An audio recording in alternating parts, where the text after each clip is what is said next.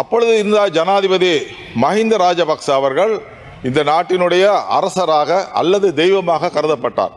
ஹட்டன் நகரத்துக்கு 500 மில்லியன் கொடுக்கப்பட்டிருக்கின்றது. அதே காலத்தில் நாங்களும் கொடுத்துருந்தோம், இல்லைன்னு சொல்றது நாங்கள் தான் ரோட்டு போட்டோம்னு நீங்கள் சொல்ல முடியாது. ராஜபக்சவும் ரோட்டு போட்டார், கோட்டாபாயும் ரோட்டு போட்டார், චන්ද්‍රිකාவும் ரோட்டு போட்டாங்க, எல்லாரும் போட்டாங்க. ඒ ප්‍රශ්නේ ඔබතුමාගේ අමත්‍යාංශය එනකොට මම කතා කරන්න. එතකොට තමයි මම ඔබතුමාට ඡන්ද දෙනවද නැද්ද කියලා මම එතන තීරණය කරනවා. හරි හරි ඒකට මම එකඟයි. ඒක තමයි ඒක විරුද්ධ ඒක අපි එකඟ නැහැ ඒකට අපි එකඟ නැහැ. අපේ ජනතාවට යම් කිසි දෙයක් හම්බ වෙනවා නම් ඒකට අපි යෝජනා කරලා තියෙනවා. අවම ඉන්නේ මම කියන ඒක තමයි කියන්නේ. ඒගොල්ලන්ට දින 8ක්වත් වැඩ දෙන්න ඕනේ කම්කරුවන්ට. දින 8ක්වත් වැඩ දුන්න නැත්නම් රස්සා වැඩක් නැහැ නේතන. ඒ නිසා අපි කියලා තියෙන්නේ දින 25ම වැඩ දෙන්න. හැබැයි ඒගොල්ලෝ කවදා දවසක් ආවත් ඒ දවසේ පඩිය රුපියල් 200 දෙන්න ඕනේ. ඒක එතුමා පැහැදිලි කරයි. මැඩම් මගේ වෙලාව කපන්න එපා. ඔව් 2026ஆம் ஆண்டு வரவு செலவு திட்டத்திலே, வரவு செலவு திட்டம் என்பது ஒரு நாட்டினுடைய பொருளாதார கொள்கையை வெளிப்படுத்துகின்ற ஒரு விஷயமாகும். அதாவது பாலிசி டாக்குமெண்ட். இதன் அடிப்படையிலே தான் ஒரு அந்த நாட்டினுடைய மக்கள் சமூகம் எந்தெந்த வகையிலே அவர்களுடைய நன்மை தீமை பெற்றுக்கொள்ளப் போகின்றார்கள் என்பதை பற்றி தெரிந்து கொள்ளக்கூடுகின்ற ஒரு சந்தர்ப்பமாக இருக்கின்றது. விசேஷமாக எல்லா சமுதாயத்திலும் உள்ளவர்கள் எதிர்பார்க்கின்ற ஒரு விஷயம்தான் வரவு செலவு திட்டத்திலே தங்கள் சமூகத்திற்கு அல்லது தங்களை சார்ந்த வியாபாரத்திற்கு அல்லது பொருளாதாரத்தை அபிவிருத்தி செய்வதற்கு என்னென்ன வகையிலே தாங்கள் நன்மையை பெற்றுக்கொள்ளப் போகின்றோம் என்ற அடிப்படையிலே இந்த வரவு செலவு திட்டம் எதிர்பார்க்கின்ற ஒரு விஷயமாகும். இந்த வகையிலே பெருந்தோட்ட மக்களும் இந்த வரவு செலவு திட்டத்தை மிகவும் ஆவலாக உன்னித்து கவனித்து கொண்டிருக்கின்ற இந்த வேளையிலே ஜனாதிபதி அவர்களுடைய அறிவிப்பு ஒரு சந்தோஷமான நிகழ்ச்சியை ஏற்படுத்தி கொடுத்திருக்கின்றது. பெருந்தோட்ட மக்கள் நான் நினைக்கிறேன் வரலாற்றிலே முதலாவதாக பட்ஜெட்டில் 200 ரூபாய் அதிகரித்தது இந்த சந்தர்ப்பத்தில் தான் நான் நினைக்கிறேன். ஆகவே ஜனாதிபதி அவர்களுக்கு எங்களது பாராட்டுகளை நாங்கள் இந்த நேரத்தில் தெரிவித்துக் கொள்ள வேண்டும். ஒரு நாட்டிலே மிகவும் பின்தங்கிய சமுதாயமாக இருக்கின்ற இந்த சமுதாயத்தை பற்றி நான் நினைக்கின்றேன் இன்று ஜேவிபியில் இருக்கின்ற அதிக உறுப்பினர்கள் பேசினார்கள். அவர்கள் மேலே மிக அக்கறையும் அனுதாபமும் இருக்கதை அவதானிக்கக்கூடியதாக இருந்தது. மிஸ்ஸஸ் டாக்டர் அமைச்சர் போல்ராஜ் அவர்கள் இருக்காங்க, அவங்களுக்கு நல்ல விளங்குன்னு நினைக்கிறேன். இந்த மக்களுக்கு மேலே மிக அதிக அக்கறை இருக்கின்றது, அனுதாபம் இருக்கின்றது. සියලු දෙනාටම අනුකම්පාව තියෙනවා. හැබැයි මේ අනුකම්පාව ඉෂ්ට කරන්න ඕන. ඒකට ඔබතුමාලාගේ ජනාධිපතිතුමාට කියන්න මේක අනිවාර්යෙන් කරන්න කියලා. දැන් අපි එතුමා පොරොන්දු වෙලා තිනවා මේ රුපියල් 200ක් කම්පැනි වලින් දෙන්න කියලා, අනිත් එක 200ක් ආණ්ඩුවෙන් දෙන්න කියලා. මේ ආණ්ඩුව දෙන එකට සමහර කට්ටිය විරුද්ධත් වෙනවා. ඒක තමයි ඒක විරුද්ධ. ඒක අපි එකඟ නැහැ ඒකට අපි එකඟ නැහැ. අපේ ජනතාවට යම් කිසි දෙයක් හම්බ වෙනවා නම් ඒකට විරුද්ධව කවුරු හරි කියනවා නම් ඒකට යනවා නම් අපි ඒකට කැමති නැහැ. අපි නෑ ඒක අපි කියන්න ඕනනේ. අපි ජනතාව වෙනුවෙන් තමයි මෙතනට ආවේ. අපි ජනතාව ඡන්දේ දාලා තමයි මෙතනට අපි එවලා තින්නේ. ඒ ජනතාවට යම් කිසි හානියක් වෙනවා නම් ඒක අපිට විරුද්ධයි.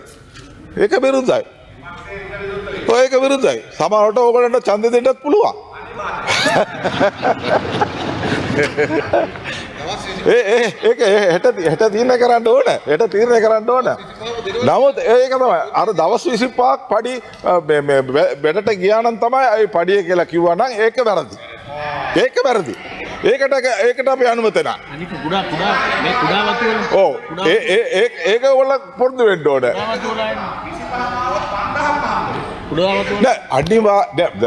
දැන් කොන්දේසියක් තියෙනවා වතුකම්කරුන්ට අවුරුද්දකට මාසෙකට දවස් 25 වැඩ දෙන්න ඕනේ කියලා. නැත්නම් වැඩ දෙන්න ඕනේ කියලා. නමුත් කම්පැනි සමහර වලට 20ක් දෙනවා. ඒ 25ක් ගියේ නැත්නම් ඒ 20ක් ගියා කියලා ඒගොල්ලන්ට පඩි කපන්නත් හොඳ නැහැ. වසන්ත සමසිංහ ඇමතුමා මා සභාපතිතුමියනි රජය යෝජනා කරලා තියෙන්නේ නෑ ඔබතුමා වෙලා වරන්නේ කියන්නේ ඔබතුමා මේ ගරු මන්ත්‍රීතුමා මේක සම්බන්ධයෙන් දක්වපු අදහස නිසාම මේක හරි පැහැදිලි මේක මේ විවිධ විදියට පටලන්න හදනවනේ මේ වතුකම් කරුවන්ගේ වැටුප ගරු මන්ත්‍රීතුමා මේක පටලන්න හැදුවට මේක ඇත්ත කතාව වතු හාම්පොතුන් එකඟුණා රුපියල් 200ක් බේසික් එකට එකතු කරන්න රජයේ තව රුපියල් 200ක් පැමිණීමේ දිරිදීමනාවක් ලෙස දෙන්න එකඟ වුණා. ඒතර මේ 200 ලබා ගැනීම පිළිබඳ ක්‍රමවේදයේදී පැමිණීමේ දිරිදීමනාවක් ලෙස දෙනවා. ඒතර පැමිණීම දිරිගන්වන්න. අන්න ඒකට අපි යෝජනා කරලා තියෙනවා. අවම ඉන්නේ මම කියන ඒක තමයි කියන්නේ දවස් 15ක්වත් එනවනම් දෙන්න කියන එක තමයි හාම්පොත්තු කියන්නේ. අපි කිව්ව නෑ. ගරු මන්ත්‍රීතුමා අහගන්න. ඒකල අහගන්න නෑනේ මේ කියන කට්ටිය පටලනකට ඔබතුමා පැටලෙන්න එපා. මේ කට්ටිය පටලන්න හදනවා. ඒක නෙමෙයි බ්‍රයිබරිත් යන්නේ. අපි කියලා තියෙන්නේ දවසක් වැඩට ආවොත් 200යි. හැබැයි රස්සාවට එනකොට දින 14න් 14ට පඩි ගෙවනවා. දින 14න් 14ට පඩි ගද්දී ඔබතුමාත් දන්නවා දින 14න් 14ට පඩි ගෙවන්න හදනකොට ඒ නිසා අඩුම තරමේ ඒගොල්ලන්ට දින 8ක්වත් වැඩ දෙන්න ඕනේ කම්කරුවන්ට. දින 8ක්වත් වැඩ දුන්න නැත්නම් රස්සාව වැඩක් නැහැ නේතන. ඒ නිසා අපි කියලා තියෙන්නේ දින 25ම වැඩ දෙන්න.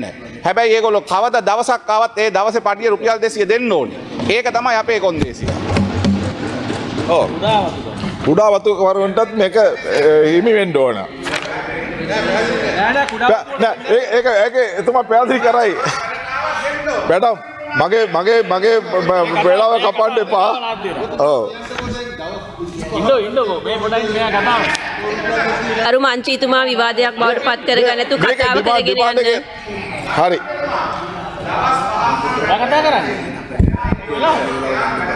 கிடைக்கப்பட்டுள்ளது.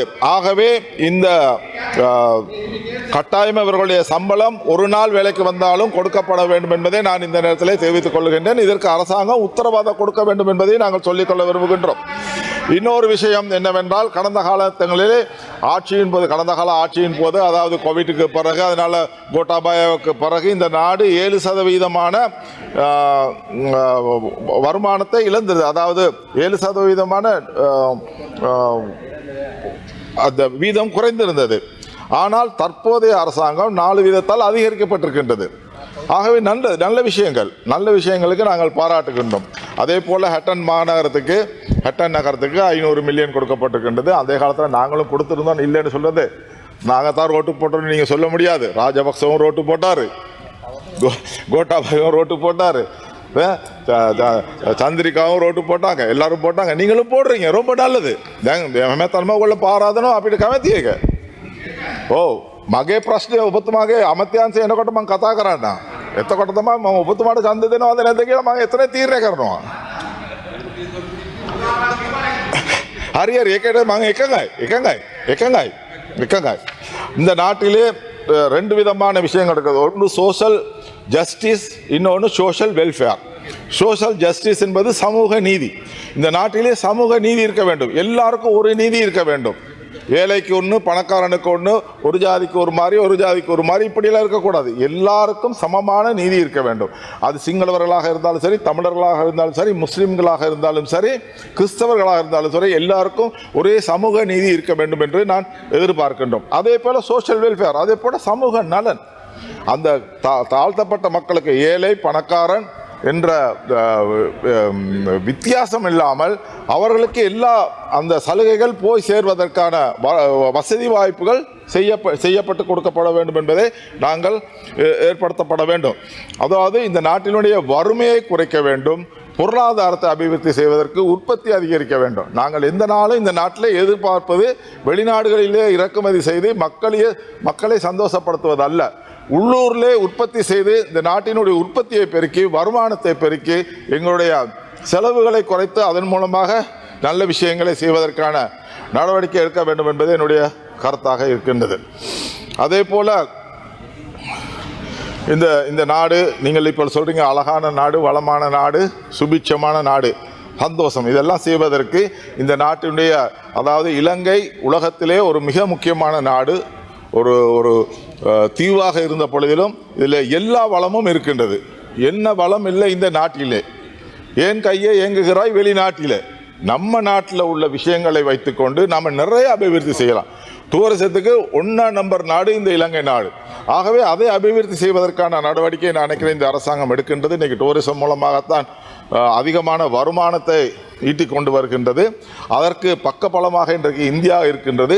இந்தியா இன்று ஒரு 4வது வல்லரசு நாடாக இந்த உலகத்திலே இருக்கின்றது.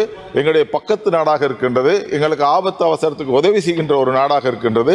ஆகவே அந்த நாட்டினுடைய பக்கத்திலே இருக்கின்ற இந்த இலங்கை நாடு வெகு சீக்கிரமாக முன்னேற வேண்டும் என்பது எங்களுடைய எதிர்பார்ப்பாக இருக்கின்றது. அதற்கு இப்பொழுது வந்திருக்கின்ற அரசாங்கம் ஊழல், மோசடி போன்றவற்றைகளை ஒழிப்பதற்கான நடவடிக்கை எடுக்கின்றது. நல்ல விஷயம், பாராட்ட வேண்டும். நான் அண்மையில் இந்தியாவுக்கு போயிருந்தேன். இந்தியாவிலிருந்து என்னட்ட ஒருத்தர் கேட்டார், உங்கள் நாட்டில் ஜனாதிபதி இப்போ ஊழல் எல்லாம் ஒழிக்கிறாரு, அதே போல் எங்களுக்கு ஒரு ஆள் இருந்தால் நல்லது அப்படின்னு. நான் சொன்னேன், நல்லது தான், ஆனால் அதை நடைமுறைப்படுத்துவதற்கான ஒத்துழைப்பு இந்த நாட்டினுடைய அதிகாரிகள் மூலமாக கிடைக்கப்பட வேண்டும் என்பது நாங்கள் எதிர்பார்க்கின்றோம். அதே போல் இந்த நாட்டிலே இன்னொரு முக்கியமான பிரச்சனை நாட்டில் இருக்கின்றது. அதாவது இந்த நாட்டிற்கு உங்களுக்கு தெரியும், 2009ஆம் ஆண்டு இந்த நாட்டிலே யுத்தம் நடைபெற்று முடிந்தது. இந்த யுத்தம் நடைபெற்று முடிந்த உடனே அப்பொழுது இருந்த ஜனாதிபதி மஹிந்த ராஜபக்ச அவர்கள் இந்த நாட்டினுடைய அரசராக அல்லது தெய்வமாக கருதப்பட்டார். அவர் இந்த நாட்டு மக்களுக்கு, அந்த நாட்டிலே அந்த நேரத்திலே சிங்கள மக்களுக்கு இதைதான் தமிழ் மக்களுக்கு தீர்வாக கொடுக்க வேண்டும் என்று ஏதையாவது ஒரு தீர்மானத்தை கொண்டு வந்திருந்தால் நிச்சயமாக அந்த தீர்வை அந்த சிங்கள மக்கள் ஏற்றிருப்பார்கள். ஆனால் இன்னைக்கு அதை ஏற்றுக்குருவாங்களாங்கிறது தெரியல. இருந்தாலும் கூட විනාඩි 2ක කාලයක් නෑ මගේ 4ක් තියෙනවා. එතුමා 2ක් ගත්තා. එතුමාගේ පැත්තේ මට 2යි. நாலாவது சரி அந்த நாட்டை ஏற்றுக்கொண்டிருப்பார்கள். ஆனால் அந்த நேரத்திலே அதை அவர்கள் செய்யவில்லை. அடுத்த எலெக்ஷனை பற்றி தான் யோசிச்சாங்களே தவிர இந்த நாட்டினுடைய தீர்வை பற்றி யோசிக்கவில்லை. இப்பொழுது ஒரு சந்தர்ப்பம் இருக்கின்றது. 189 பாராளுமன்ற உறுப்பினர்கள் 3/2 பெரும்பான்மை இந்த நாட்டிலே கிடைக்கின்ற கௌரவ அனுரகுமார திசாநாயக அவர்களுக்கு ஒரு சந்தர்ப்பம் இருக்கின்றது. நீங்கள் எல்லாரும் எப்படி தோட்ட தொழிலாளர்களுடைய அனுதாபத்தை பற்றி பேசுகின்றீர்களோ அதே போல வடகிழக்கிலே இருக்கின்ற இந்த மக்களுடைய தீர்வை பற்றியும் பேசுங்கள். அதற்கு ஒரு தீர்வை கொடுங்கள். அதற்காக ஒரு அடையாளமாக இந்த மாகாண சபையை நடத்துவதற்கான ஏற்பாடு செய்யுங்கள். மாகாண சபை இந்த நாட்டின் முழு தீர்வுக்கும் இல்லாவிட்டாலும் ஓரளவு தமிழ் மக்களுடைய தீர்வுக்கு கொண்டு வர வேண்டும் என்பதற்காக உண்டாக்கப்பட்டது. ஆகவே அந்த மாகாண சபை முறைமையை அமுல்படுத்துவதற்கான நடவடிக்கை எடுங்கள். நீங்கள் இப்பொழுது சொல்ல முடியாத, அன்றைக்கி ஜனாதிபதி சொல்லியிருக்கார், பணம் இருக்கின்றது, ஆனால் நடைமுறைப்படுத்துவதற்கு சட்ட சிக்கல் இருக்கின்றது. சட்ட சிக்கல் இந்த பாராளுமன்றத்தை தீர்க்க முடியும். சட்டம் உண்டாக்குவதற்கு தான் இந்த பாராளுமன்றம் இருக்கின்றது. ஆகவே நீங்கள் 159 பேர் வாக்களித்தாலே அந்த சட்டம் பாஸ் ஆகும். நாளைக்கு நாங்கள் வாக்களித்தாலோ வாக்களிக்காட்டாலோ உங்கள் பட்ஜெட் பாஸ் ஆகும். ஆகவே உங்களுடைய முழு ஆதரவையும் இந்த மாகாண சபை அமைப்பது தமிழ் மக்களுக்கு அதிகார பரவலாக்களை கொடுத்து அந்த மக்களுடைய கருத்துக்களுக்கு முன்னுரிமை கொடுங்க. இது தமிழ் மக்களுக்கு மட்டுமல்ல, மாகாண சபை என்பது சிங்கள மக்களுக்கு சேர்ந்தது. நான் 3 முறை 3 முறை மாகாண கல்வி அமைச்சராக இருந்திருக்கின்றேன் மத்திய மாகாணத்தில்.